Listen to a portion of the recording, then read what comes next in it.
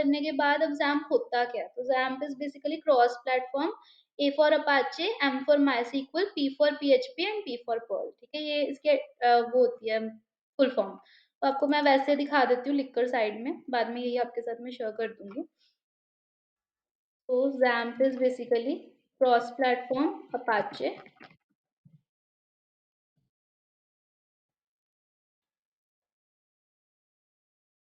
Hmm, PHP and pearl. ठीक है जी। उसके अलावा PHP हमारे पास होती है हाइपरटेक्स्ट प्रीप्रोसेसर।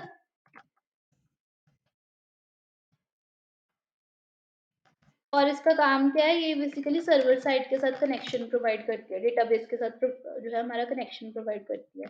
मायसीक्वल हमारा डेटाबेस रहेगा, उसके साथ हमें काम करना है।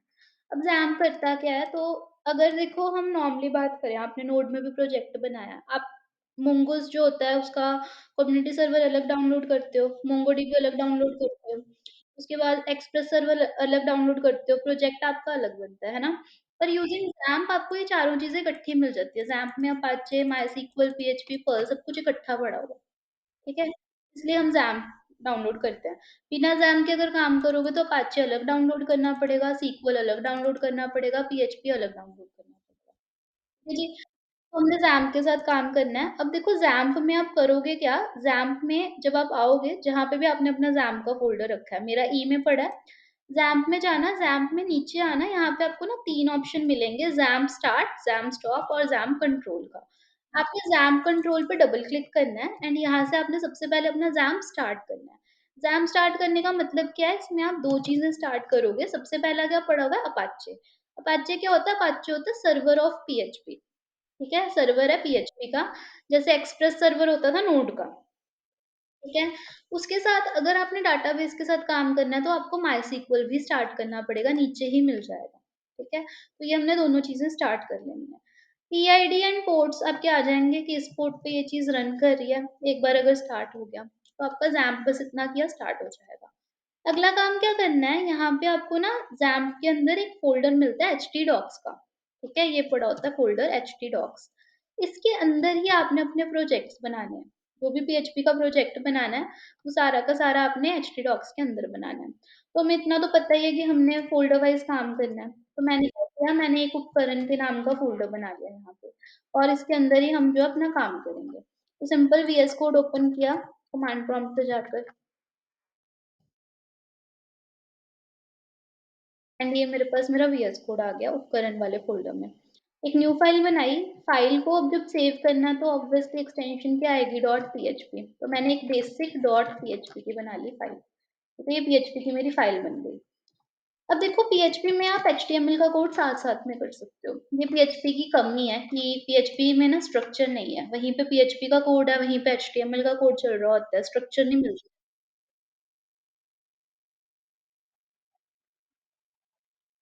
नहीं, नहीं, जैसे सीएसएस की फ़ाइल है तो वो आप इसी उपकरण वाले फ़ोल्डर में फ़ोल्डर बना के रख सकते हो। बट वैसे जो हम डॉट एचटीएमएल की फ़ाइल बनाते थे उसकी जगह डॉट पीएचपी की फ़ाइल बनेगी। ठीक है? नहीं, एचटीएमएल की फ़ाइल नहीं बननी, उसकी जगह पे डॉट पीएचपी, ठीक है? अब यहाँ पे वैसे तो मैंने देखो एचटीएमएल का कोड किया तो मैं यहाँ पे एचटीएमएल का पूरा काम कर सकती हूँ। मैंने हेलो वर्ल्ड लिख दिया बेसिक एक। इसको मैं रन भी कर सकती हूँ, ठीक है? तो रन करने के लिए क्या किया मैंने, अपने ब्राउज़र पे आई। नॉर्मली क्या करते थे आप, जहाँ पे फ़ाइल बनी वहाँ डबल क्लिक करते थे। अब ऐसे रन नहीं होगा। आपको अपने ब्राउज़र पे आना पड़ेगा। ब्राउज़र पे आकर यहाँ पे आप अपने ब्राउज़र पे लिखोगे लोकल होस्ट आपके होस्ट को कॉल करेगा, ठीक है? स्लैश यहाँ पर आपने अपनी फ़ाइल का नाम लिखना है। पर मेरी फ़ाइल किसमें पड़ी हुई थी? उपकरण वाले फ़ोल्डर में। तो पहले उपकरण लिखना है, फिर फ़ाइल का नाम क्या था? Basic dot PHP. जो हमने वो था ना htdocs, वो सब लिखने की ज़रूरत नहीं है, सिंपल लोकल होस्ट, फ़ोल्डर का नाम एंड फ़ाइल का नाम। एंटर किया, तो मैंने क्या टाइप किया हुआ था, हेलो वर्ल्ड, वो मेरे पास आउटपुट में आ गया। ठीक है?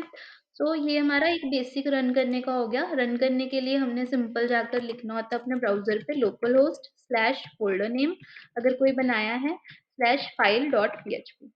अपार्ट फ्रॉम दैट फाइल तभी रन करेगी अगर आपका XAMPP स्टार्ट है। अगर मैं यहाँ से XAMPP जाकर स्टॉप कर देती हूँ और फिर आकर इसको दोबारा रन करती हूँ, तो मेरे पास यहाँ पे एरर आ जाएगा कि could not reach the file. अगर ऐसा आता है, तो इट मीन्स ये अगर आ गया local host refuse to connect, तो इसका मतलब क्या है, आपका XAMPP बंद है, XAMPP को स्टार्ट करो, स्टार्ट कर फिर रन करोगे तो चल पड़ेगा, ठीक है?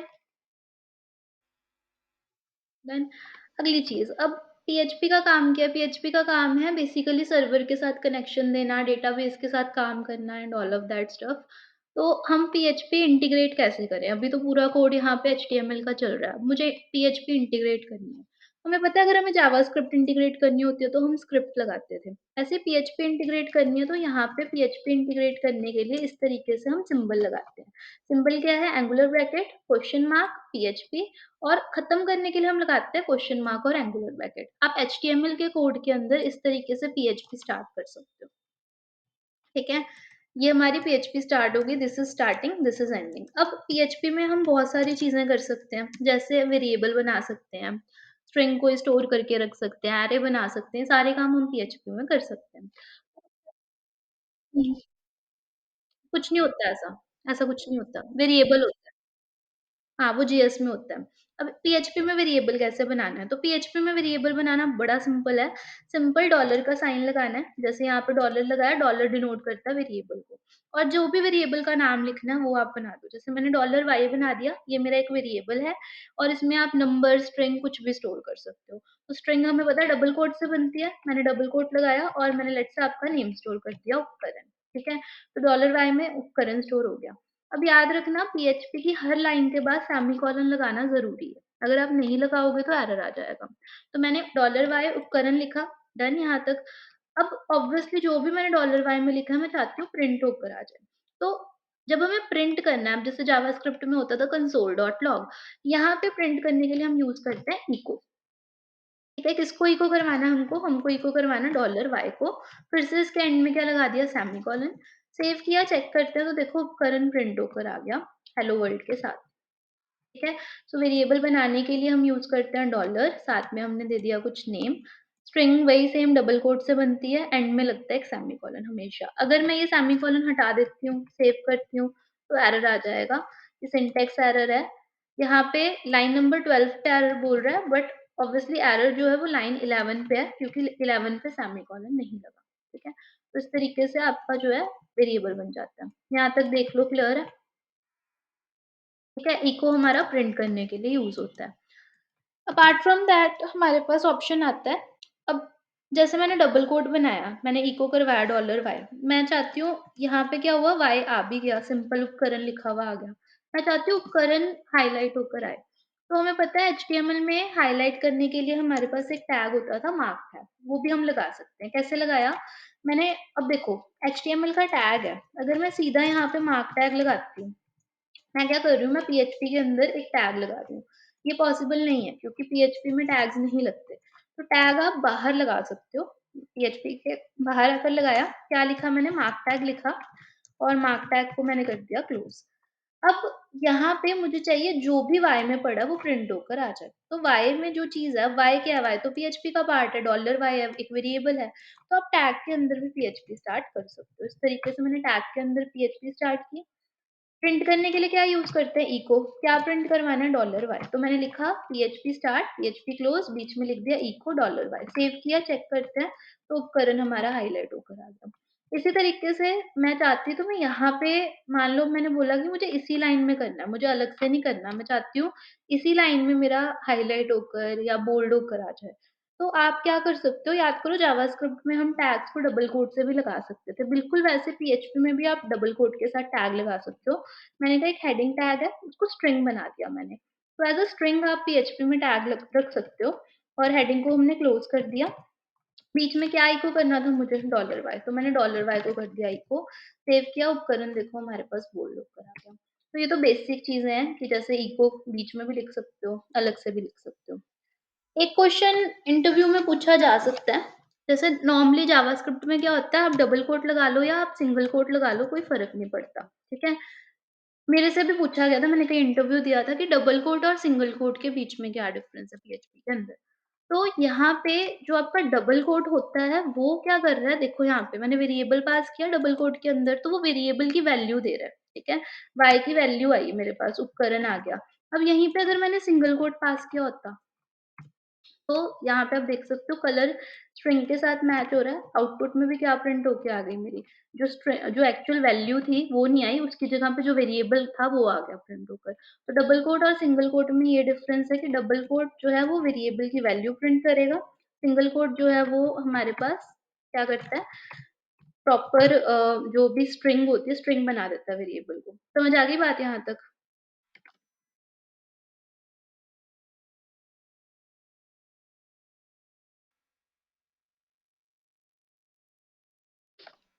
तो ये बेसिक था, मेनली वेरिएबल कैसे बनाने हैं, प्रिंट कैसे करना है एंड ऑल ऑफ दिस। अगली चीज़ हमने क्या किया, हमने एरे बनाकर देखना है पीएचपी के अंदर कि एरे कौन-कौन से हैं, किस टाइप से वर्क करते हैं। तो पीएचपी स्टार्ट कर दी। मैं अभी एचटीएमएल स्ट्रक्चर पे नहीं जा रही, मैं सीधा पीएचपी में काम कर रही हूँ। मैंने पीएचपी स्टार्ट की। एरे बनाने के लिए जैसे आप जावास्क्रिप्ट में एरे बनाते थे वैसे ही है। एक डॉलर बनाया एरे के नाम से। स्क्वेयर ब्रैकेट से एरे बनाते थे जावास्क्रिप्ट में, वैसे स्क्वेयर ब्रैकेट से यहाँ पे बना सकते हो। बीच में मैंने स्टोर कर लिए let's say different different courses. तो मैंने पीएचपी स्टोर कर लिया, रिएक्ट स्टोर कर लिया, फिर एंगुलर स्टोर कर लिया।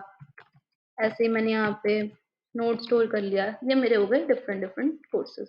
बिल्कुल वैसा ही है एरे जैसा हम उसमें करते थे। बस वहाँ वेरिएबल एरे लिखते थे, यहाँ पे डॉलर एरे लिखना है। इतना करने के बाद प्रिंट करना है, तो प्रिंट करने के लिए क्या यूज़ करते हैं हम? इको। मैंने लिखा इको डॉलर एरे और एक सेमीकोलन लगा दिया।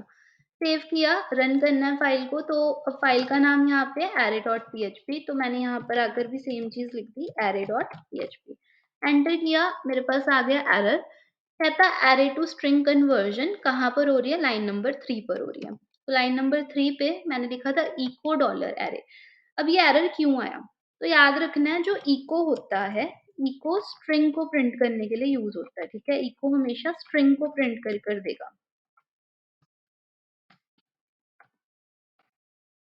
और जो एरे है, वो स्ट्रिंग थोड़े ना है। तो एरे को कभी भी हम इको से प्रिंट नहीं कर सकते। एरे को प्रिंट करने के लिए we use print R, print underscore R, उसके अंदर आप एरे को लिख दोगे। तो ये वे होता है जिससे आप अपना जो है एरे प्रिंट कर सकते हो। इको नहीं लग सकता एरे को प्रिंट करने के लिए। सेव किया, चेक करते हैं, तो ये देखो मेरा एरे आ गया। अब ये एरे थोड़ा-सा जेएस से डिफरेंट प्रिंट होकर आया है। जावास्क्रिप्ट के एरे में पूरा एरे लिखा हुआ आ जाता है, वहाँ पर आपको इंडेक्सेस नहीं मिलते। पर यहाँ पर प्रॉपर इंडेक्स भी आ गया कि 0 पे पीएचपी है, 1 पे रिएक्ट है, 2 पे एंगुलर है, 3 पे नोड है। इस तरीके से प्रॉपर वो लिखा हुआ मुझे दे देगा कि दिस इज़ द थिंग। समझ आ गया? प्रिंट आर जो है वो एरे को प्रिंट करने के लिए यूज़ होता है। प्रिंट आर से आप स्ट्रिंग को भी प्रिंट कर सकते हो। जैसे मैंने बोला कि जैसे ये एरे है, एरे का कौन-सा इंडेक्स है जिस पे पीएचपी पड़ा हुआ है? 0 पे। तो मैंने सिंपल जाकर लिख दिया डॉलर एरे, एरे का इंडेक्स 0, इस तरीके से मैंने लिख दिया। सेव किया, चेक करते तो ये देखो लास्ट में यहाँ पर पीएचपी प्रिंट होकर आ गया। अगर अब मैं चाहती हूँ कि बीच में ब्रेक आ जाए 2 वर्ड्स के, तो इको मैंने ब्रेक का टैग जो है साथ में इको करवा दिया। सेव किया, चेक करते हैं तो मेरा पीएचपी नीचे आ गया। इसी तरीके से अब देखो, मैंने ये बोला है कि इको स्ट्रिंग के लिए यूज़ होता है। एंगुलर भी तो स्ट्रिंग है, रिएक्ट भी तो स्ट्रिंग है। तो हाँ, अगर आप कोई पर्टिकुलर इंडेक्स प्रिंट करवाना चाहते हो, जैसे मैंने लिखा है एरे और एंगुलर का इंडेक्स हमारे पास यहाँ पे आ जाएगा 2, 2 लिख दिया मैंने यहाँ पर एंड सेव किया। तो ये मेरे पास मेरे को एंगुलर प्रिंट कर दे देगा। इको से स्ट्रिंग प्रिंट की जा सकती है, एंगुलर एक स्ट्रिंग थी वो प्रिंट हो गई, बट पूरा का पूरा अगर एरे प्रिंट करना है तो उसके लिए आप प्रिंट आर लगाओगे। प्रिंट आर से एरे भी प्रिंट हो जाता है, प्रिंट आर से स्ट्रिंग भी प्रिंट हो जाती है, दोनों प्रिंट हो जाते हैं। क्लियर है? ठीक है? तो अब हमारे पास ना इसमें आती हैं एरे की टाइप्स। तो हमारे पास 3 टाइप्स हैं एरे की। सबसे पहला जो टाइप आता है वो होता है इंडेक्स्ड एरे। इंडेक्स्ड एरे जो हमने अभी किया वही है। 0, 1, 2, 3 इंडेक्स में आ रहा था, तो this is the indexed array, ठीक है? सेकंड जो टाइप आती है वो आती है हमारे पास मल्टी डायमेंशनल होती है और एसोसिएटिव होती है। Associative array and multi dimensional अरे। इंडेक्स हमने कर लिया ऑलरेडी। इंडेक्स में बेसिकली 0 से स्टार्ट होता है इंडेक्स एंड जितने आपने एलिमेंट्स डाले होते हैं वहाँ तक इंडेक्स चलता है। एसोसिएटिव एरे किसको बोलते हैं? अगर मैं जावास्क्रिप्ट की लैंग्वेज में बात करूँ तो एसोसिएटिव एरे हम बोलते हैं ऑब्जेक्ट को। तो आपको ऑब्जेक्ट पता ही है क्या होता है? ऑब्जेक्ट में की होती है, वैल्यू होती है। हाँ, की हम देते हैं, ठीक है? वही सेम चीज़ है, यहाँ पे कुछ डिफरेंट नहीं है। तो मैंने क्या किया, एक एरे बनाया लेट्स से कार के नाम से। एरे बनाने का तरीका सेम रहेगा, कोई कर्ली ब्रैकेट नहीं आएगी, कुछ नहीं आएगा, क्योंकि वहाँ वो ऑब्जेक्ट होता था, यहाँ क्या है हम इसको एरे ही रहे हैं, ठीक है?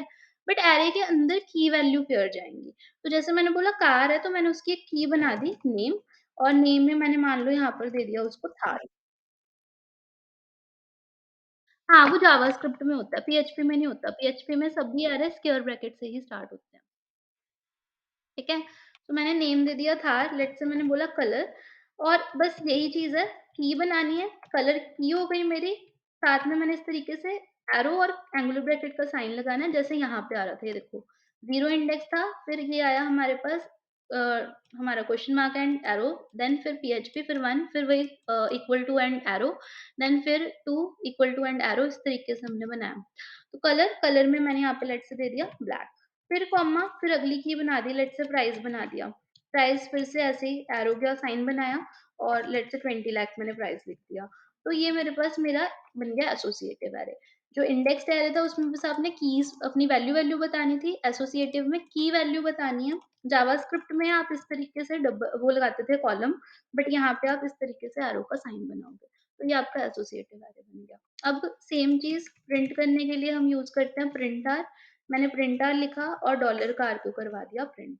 सेव किया, सेव करके चेक करते हैं एंड इसने दे दिया एरर। अब ये एरर क्यों दे रहा है? क्योंकि मैंने ये देखो कार के बाद सेमीकोलन नहीं लगाया। सेमीकोलन लगाया, सेव किया, मेरे पास देखो यहाँ पे मेरा पूरा का पूरा एरे प्रिंट होकर आ गया।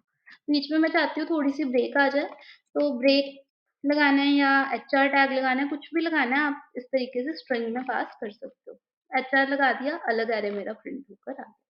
फ़र्क वही है कि वहाँ पे 0 से इंडेक्स स्टार्ट हो रहा था, यहाँ पे जो मैंने की दी है वही मेरा इंडेक्स बन जाएगा।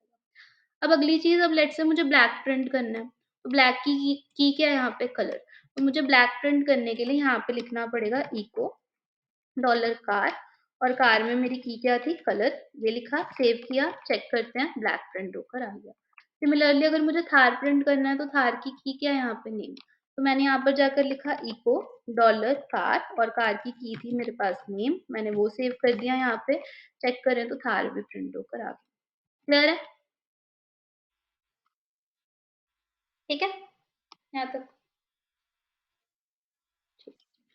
ओके, सो लास्ट जो है वो रह गया मल्टी डायमेंशनल एरे। अब ये भी हमने किया था, ये हमने एरे के अंदर एरे होता है उसको हम मल्टी डायमेंशनल एरे बोलते हैं। अब मल्टी डायमेंशनल में आप चाहे एरे के अंदर एसोसिएटिव एरे रख लो, चाहे एरे के अंदर आप सिंपल अपना जैसे अभी हम कर कर आए थे इंडेक्स्ड एरे वो रख लो, वो आपकी चॉइस है। काम करने के लिए सिंपल मैं क्या कर रही हूँ, सबसे पहले मैंने एक एचआर लगा लिया ताकि बीच में हमारे पास लाइन आ जाए और थोड़ा-सा सेपरेट हो जाए काम। सबसे पहले एक एरे बनाया, एरे जो है मल्टी डायमेंशनल बना रही हूँ, तो मैं यहाँ पे लेट्स से स्टूडेंट्स का डाटा स्टोर करना चाहती हूँ। एरे बनाने के लिए हम क्या यूज़ करते हैं, स्क्वेयर ब्रैकेट वो लगाई। अब नॉर्मली हम क्या करते हैं कि मैंने मान लो एक स्टूडेंट बोल दिया जानकी है, एक स्टूडेंट बोल दिया मैंने उपकरण है, कॉमा-कॉमा लगाकर लिखते हैं। मल्टी डायमेंशनल में क्या होता है, एरे के अंदर फिर से एरे पड़ा होता है। एक एरे है, उसके अंदर फिर से एरे होगा। तो अगर एरे के अंदर एक एरे है, 2 एरेज़ आ गए, ये 2D एरे हो गया हमारा। इसी एरे के अंदर फिर से एक एरे होता, एरे के अंदर एरे के अंदर एरे, तो ये 3D एरे बन जाता। तो अभी 2D एरे के साथ काम कर रहे हैं क्योंकि इससे ज़्यादा यूज़ नहीं होता। मैंने क्या किया यहाँ पे मैंने कहा एक पर्सन है लेट्स से उपकरण है, कॉमा उसका कोर्स है, अभी हमने बोल दिया उसका कोर्स है पीएचपी, कॉमा मैंने बोला कब जॉइन किया लेट्स से 2024। तो ये मेरे पास एक मेरा एरे बन गया जिसमें सारा का सारा डाटा पड़ा है। कॉमा लगाया फिर मैंने एक एरे बनाया। अब मैंने बोल दिया लेट्स से एक पर्सन है जानकी, कॉमा उसका कोर्स है लेट्स से रिएक्ट, कॉमा कब जॉइन किया मैंने कहा लेट्स से 2023। उसके बाद सेम मैंने फिर से यहाँ पर जाकर एक और बना लिया। कोई एक एबीसी पर्सन है, उसका कोर्स है लेट्स से पीएचडी वापस से एंड कब जॉइन किया लेट्स से 2020। तो अब ये एरे के अंदर 3 एरे पड़े हुए हैं। सबसे पहले पूरे के पूरे एरे को अगर प्रिंट करना है, तो मेरे को यहाँ पे लगाना पड़ेगा प्रिंट आर। प्रिंट आर लगाया, डॉलर स्टूडेंट्स को मैंने यहाँ पे कर दिया प्रिंट। सेव किया, चेक करते हैं, मेरा पूरा का पूरा एरे प्रिंट होकर आ गया। अब इसमें है क्या? देखो, इसमें 2 एरे बनकर आएँगे। 0 इंडेक्स पे एक पूरा का पूरा एरे पड़ा हुआ है, 1 इंडेक्स पे एक पूरा का पूरा एरे पड़ा हुआ है, 2 इंडेक्स पे एक पूरा का पूरा एरे पड़ा हुआ है। फिर उन एरे के अंदर फिर से जो एलिमेंट्स हैं वो 0, 1, 2 इन इंडेक्सेस पे पड़े हुए हैं। तो अगर मैंने बोला कि लेट्स से मुझे जानकी वाला पूरा एरे प्रिंट करना है, तो ये 0 इंडेक्स पे है, ये 1 पे है और ये 2 पे है। तो मैं यहाँ पे लिखूँगी प्रिंट आर, अब इको नहीं लिख सकते क्योंकि अंदर एक एरे है। प्रिंट आर डॉलर स्टूडेंट्स और स्टूडेंट्स में इंडेक्स क्या था? 1 था। सेव किया, चेक करते हैं, कंट्रोल आर किया, ये मेरे पास पूरा का पूरा एरे प्रिंट होकर आ गया। बीच में थोड़ा-सा मैं चाहती हूँ ब्रेक वगैरह आ जाए, तो मैंने एचआर टैग इको करवा दिया, सेव किया, यहाँ पे देखो ये हमारे पास एरे आ गया। अब मैंने बोला कि मुझे उपकरण वाले एरे में से केवल उपकरण प्रिंट करवाना है। तो सबसे पहले तो उपकरण वाला एरे कौन से इंडेक्स पे पड़ा हुआ है? 0 पे। इस पूरे इंडेक्स के मेन पे ये 0 पे है। अब उस एरे में उपकरण कहाँ पे पड़ा है? वो भी 0 इंडेक्स पे पड़ा है। तो आप यहाँ पे लिखोगे, पहले तो एक इको करवा लेते हैं, एचआर टैग, फिर मैंने लिखा print R dollar students, 0 index और उपकरण का भी इंडेक्स क्या था? 0 था। सेव किया, चेक करते हैं, तो यहाँ पे देखो नेम आ गया। सेम वे में अगर मैंने बोला मुझे 2020 प्रिंट करवाना है, तो ये पूरा का पूरा मेरे पास कौन-सा इंडेक्स हो गया? 0, 1, 2, 2 और उसके अंदर 2020 का भी इंडेक्स क्या होगा? 0, 1, 2 या लेट्स से पीएचपी करवा लेते हैं, तो ये 0 एंड 1। तो फिर से सेम एक इको करवाया एचआर टैग और मैंने लिखा print R dollar students, students का पहले 2 इंडेक्स और उसके अंदर 1 इंडेक्स। सेव किया, चेक करते हैं तो पीएचपी प्रिंट होकर आ गया। इस तरीके से आप क्या कर सकते हो, एरे के अंदर एरे बना सकते हो। अब अगर ये 2D एरे है, एरे के अंदर एरे पड़ा हुआ है, अगर मुझे इसमें सबसे जो अंदर वाली चीज़ थी वो प्रिंट करनी थी कि उपकरण या पीएचपी प्रिंट करना था, तो मुझे यहाँ पे कितने इंडेक्सेस देने पड़े? 2, क्योंकि 2D एरे। ऐसे ही अगर एरे के अंदर एरे होता, 3D एरे होता, तो मुझे 3 इंडेक्सेस देने पड़ते, ठीक है? तो जितना आप नेस्टेड अंदर-अंदर बनाओगे उतना ज़्यादा आपको इंडेक्सेस बताने पड़ेंगे। ये तो सेम ही है जैसे जावा। एज़ सच ना, जितना अब मैं अगर आपको बताऊँ तो हम पीएचपी में इतना ज़्यादा नहीं यूज़ करते इन चीज़ों को, बट ये ज़्यादा यूज़ होती हैं हमारी अगर आप जैसे जेसन डेटा भेजो पीएचपी के थ्रू, अगर आप एपीआईज़ के साथ काम करो या ऐसा कुछ करो तब होती हैं, अदरवाइज़ नहीं होती। ठीक है? मेनली आपका बेसिक ये वाले 2 ही होंगे, जो फर्स्ट वाला मेथड बताया और जो सेकंड वाला मेथड बताया, ठीक है? उससे ज़्यादा ये वाला नहीं इतना यूज़ होना कि 2D आ रहे हैं, हम 3D आ रहे में चले गए, ठीक है? यहाँ तक समझ आ गया? बाकी यूज़ कहाँ होना है? यूज़ ये होना है जब हम डेटाबेस से डेटा फेच करेंगे ना, तो ऑब्वियसली डेटाबेस के टेबल में बहुत सारा डेटा होता है। तो याद करो जब आप एपीआई में भी करते थे, तो एरे के अंदर क्या आता होता था? ऑब्जेक्ट आता था, मल्टीपल ऑब्जेक्ट आते थे। तो लूप लगाते थे आप? वैसे ही यहाँ पे होगा एरे के अंदर बहुत सारे एरे या बहुत सारे ऑब्जेक्ट आएँगे, फिर लूप लगाकर हम डाटा को फेच करेंगे। ठीक है? चलो जी, तो ये हमारा एरे के अंदर था, अभी बेसिकली ये इंडेक्स्ड एरे के अंदर इंडेक्स्ड एरे था। ऐसे ही एक एग्ज़ाम्पल कर लेते हैं एसोसिएटिव एरे की, इंडेक्स्ड एरे के अंदर हम एसोसिएटिव एरे बनाते हैं। तो मैंने एक फिर से यहाँ पर एरे बनाया, एरे का नाम लेट्स से मैंने रख लिया एम्प्लॉइज़ और एरे बनाने के लिए सिंपल स्क्वेयर ब्रैकेट्स लगा दी। फिर उसके अंदर एसोसिएटिव एरे बनाना है, तो मैंने फिर से एरे के लिए स्क्वेयर ब्रैकेट लगाई क्योंकि इसमें कर्ली ब्रैकेट का कांसेप्ट ही नहीं है। मैंने क्या किया, मैंने बोला मेरे पास एक की आएगी एम्प्लॉयी नेम की और एम्प्लॉयी नेम में अब हम क्या करते हैं की वैल्यू देते हैं।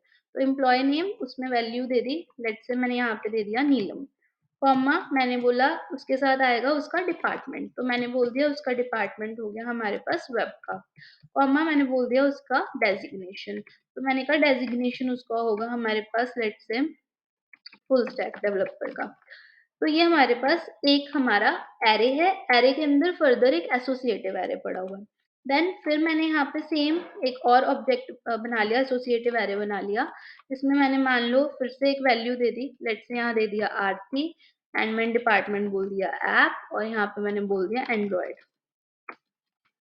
इसी तरीके से एक थर्ड बना लेते हैं, सेम कीज़ यूज़ करूँगी बस वैल्यू चेंज कर दूँगी। मैंने बोला एक हमारे पास आ गया प्रिंस, यहाँ पे डिपार्टमेंट हो गया फ्रंट डेस्क और डेज़िग्नेशन हो गई हमारे पास एचआर।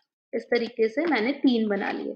अब सबसे पहले मुझे बताना इस एरे की टाइप क्या है आपके अकॉर्डिंगली? ये वाला जो एरे आ रहा है ये टाइप क्या होगी? 2D एरे है बट लाइक ये इंडेक्स्ड आ रहा है कि एसोसिएटिव आ रहा है? ये वाला एम्प्लॉइज़ वाला, इंडेक्स्ड है ये? क्योंकि इसकी कीज़ थोड़ी ना। हाँ, ये बेसिकली 0, 1, 2 से स्टार्ट होगा तो ये हमारा जो इनकी कीज़ है ना ये इंडेक्स्ड में जाएँगी। इसके अंदर जो पड़े हुए हैं वो एसोसिएटिव हैं, ठीक है? इन एरे को मैंने कहाँ पे की दी है, इसके पूरे एरे को थोड़ी ना की दी है मैंने कोई। अगर मैंने यहाँ ऐसे लिख दिया होता ना एम्प्लॉयी 1 और फिर मैंने ऐसे की बना दी होती। अब ये एसोसिएटिव बन जाता। पर ऐसा नहीं ना किया हमने, तो ये इंडेक्स्ड है, ठीक है? उसके अंदर फर्दर फिर हमारे पास एसोसिएटिव पड़ा हुआ है। ठीक है? तो अब प्रिंट करना है, पहले मैंने बोला लेट्स से मैंने कहा प्रिंस वाला मुझे पूरा अरे प्रिंट करना है। तो ये इंडेक्स्ड है तो ये 0 पे है, ये 1 पे है, ये 2 पे है। तो मैंने यहाँ पे जाकर सिंपल लिखा प्रिंट अंडरस्कोर आर और डॉलर एम्प्लॉइज़, एम्प्लॉइज़ का मेरे पास इंडेक्स आ गया यहाँ पर 2। सेव कर दिया इसको जाकर और ऊपर हमने देखो सेमीकोलन नहीं लगाया तो वो भी लगा लेना, ध्यान रखना है। सेव किया, इसको रिफ्रेश किया तो यहाँ पे लास्ट में प्रिंस वाला जो मेरा पूरा का पूरा अरे था वो प्रिंट होकर आ गया। अगली चीज़ वही सेम, मैंने कहा अब मुझे मान लो यहाँ पे अ, डेज़िग्नेशन प्रिंट करवानी है एंड्रॉयड डेव डेव वाली, ये वाली प्रिंट करवानी है। तो अब प्रिंट करने के लिए सबसे पहले देखो स्ट्रिंग है, तो स्ट्रिंग को आप सिंपल इको के साथ भी प्रिंट कर सकते हो, प्रिंट आर के साथ भी प्रिंट कर सकते हो, आपकी मर्ज़ी है। मैंने कहा मैं इको करूँगी। तो अब यहाँ पे पहले तो इस पूरे के पूरे अरे का इंडेक्स हमारे पास क्या है 1 और 1 में एंड्रॉयड डेव की क्या आ रही है हमारे पास डेज़िग्नेशन, ठीक है? उसकी की देखनी है। तो इको मैंने यहाँ पर लिखा एम्प्लॉइज़, डॉलर एम्प्लॉइज़, उसमें मेरे पास सबसे पहले आ गया इंडेक्स क्या था 1 और फिर उसके अंदर मेरे पास की आ गई यहाँ पे डेज़िग्नेशन, इतना मैंने यहाँ पे लिख दिया। इसको कर दिया सेव, अगर चेक करें जाकर हम तो मेरे पास एंड्रॉयड डेव प्रिंट होकर आ गया, ठीक है? तो ये हमारे सारे के सारे एरेज़ हैं। 3 टाइप के एरे होते हैं पीएचपी में, इंडेक्स्ड, एसोसिएटिव और मल्टी डायमेंशनल। फिर तीनों की वर्किंग क्या है वो पता होनी चाहिए। ये क्वेश्चन पूछ लेते हैं कई बार कि टाइप्स क्या होती हैं एरे की। ज़्यादा नहीं जाते उसके इन डेप्थ कि हाँ, इसमें क्या है, उसमें क्या है, बट टाइप्स डेफिनिटली पूछ लेते हैं कि टाइप्स क्या होती हैं, तो वो पता होनी चाहिए आपको, ठीक है? हाँ, अब इसके साथ ही अगली जो चीज़ आती है हमारे पास, वो आती है फॉर ईच लूप जो हम एरे के ऊपर लगा सकते हैं। अब फॉर ईच लूप में बेसिकली क्या है, आप एक-एक एलिमेंट को प्रिंट कर सकते हो, बट आपने देखो फॉर ईच की थी एडवांस में भी करी होगी मैप फ़िल्टर के साथ। यहाँ पे फॉर ईच पूरी की पूरी चेंज है, मेथड लगाने का and all of that is change. तो मैंने एक न्यू फाइल बना ली, सेव कर लिया इसको foreach.php के साथ एंड सेम इसका एक एरे बना लेते हैं। तो मैंने लेट्स से कार का एरे बना लिया, बीच में कुछ वैल्यू स्टोर कर लिए। लेट्स से एक थार स्टोर कर लिया, ऐसे एक मैंने यहाँ पे कुछ भी अच्छा, अच्छा मुझे बता सकते हो ये ब्लैक कलर में आ रहा है, मैंने क्या गलती की? नॉर्मल एरे देखो कितना कलर्ड आ रहा था। हाँ, वो स्टार्ट नहीं की इसलिए वो उसको पिक नहीं कर पा रहा, स्ट्रिंग मान रहा है। तो मैंने पीएचपी स्टार्ट की, देन मैंने यहाँ पे सिंपल जाकर कुछ कार्स रख दी, लेट्स से स्विफ्ट हो गई, देन यहाँ पे मैंने ऑडी रख दी, 3 कार्स रख दी। अब फॉर ईच लगानी कैसे है? तो सबसे पहले यहाँ पे आप सीधा लिखोगे फॉर ईच, ठीक है? इस तरीके से लिखना है। किस पे लगानी है फॉर ईच हमको? डॉलर कार पे। तो सिंटेक्स में यहाँ पे आप लिखोगे डॉलर कार और फिर उसके बाद में आप उसको बताओगे कि आप किस चीज़ में उसको स्टोर करना चाहते हो। जैसे आप फॉर इन करते थे ना, फॉर इन में आप क्या करते थे? आप लिखते हो फॉर एक्स इन अरे, ऐसे आपका सिंटेक्स होता है। यहाँ उल्टा है, यहाँ पहले अरे आएगा, फिर एज़ लिखोगे कि किस में स्टोर करना है। मैंने बोला डॉलर कार को डॉलर सी में स्टोर कर दो, ठीक है? डॉलर कार पे लूप लगेगी और जो भी उस लूप से आएगा वो स्टोर किस में होगा? डॉलर सी में स्टोर होगा। तो पहली बार थार आएगा वो स्टोर हो जाएगा, दूसरी बार स्विफ्ट आएगा वो स्टोर होगा, तीसरी बार ऑडी आएगा वो स्टोर होगा। अगर अब हम ये देखें तीनों क्या है? स्ट्रिंग है। स्ट्रिंग को प्रिंट करने के लिए हम सीधा क्या लगा सकते हैं? इको। इको क्या करवा दिया मैंने? डॉलर सी सेमीकोलन लगाया, यहाँ पे इसको रन करते हैं। फाइल का नाम चेंज किया, मैंने यहाँ पर लिखा foreach.php एंटर किया, तीनों चीज़ें प्रिंट होकर आ गई, थार, स्विफ्ट, ऑडी।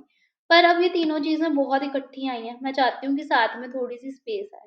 तो आप क्या कर सकते हो, आप इको के साथ कॉमा लगाकर ब्रेक दे सकते हो इस तरीके से, स्ट्रिंग को आप साथ में ही प्रिंट कर सकते हो, नीचे-नीचे आ जाएगा। थार, स्विफ्ट और ऑडी कॉमा लगाकर हमने स्ट्रिंग के साथ लिख दिया, ऐसे भी लिख सकते हो और दूसरा तरीका क्या है, देखो डबल कोट है। मैंने आपको बताया था डबल कोट के अंदर आप डॉलर सी लिखोगे तो वो वेरिएबल की तरह ही आएगा। तो डबल कोट लगाकर सीधा ब्रेक दे दिया इस तरीके से, तब भी सेम चीज़ है। तो चाहे ऐसे लिख लो, दिस इज़ आल्सो राइट, और चाहे इको लगाकर डॉलर सी कॉमा ब्रेक लिख लो, दैट इज़ आल्सो राइट। दोनों वेज़ से ये चीज़ हमारी सही चलेगी। तो बस यही है for each, simple for each, पहले आपका आएगा अरे का नाम और एज़ किसमें स्टोर करना है वो बताकर आप इको करवा सकते हो। तो डॉलर सी में स्टोर क्या होगा? डॉलर सी में एक-एक एलिमेंट स्टोर हो जाएगा जो भी आपके पास आएगा। क्लियर है? ठीक है, चलो। तो ये हमारा अरे, फॉर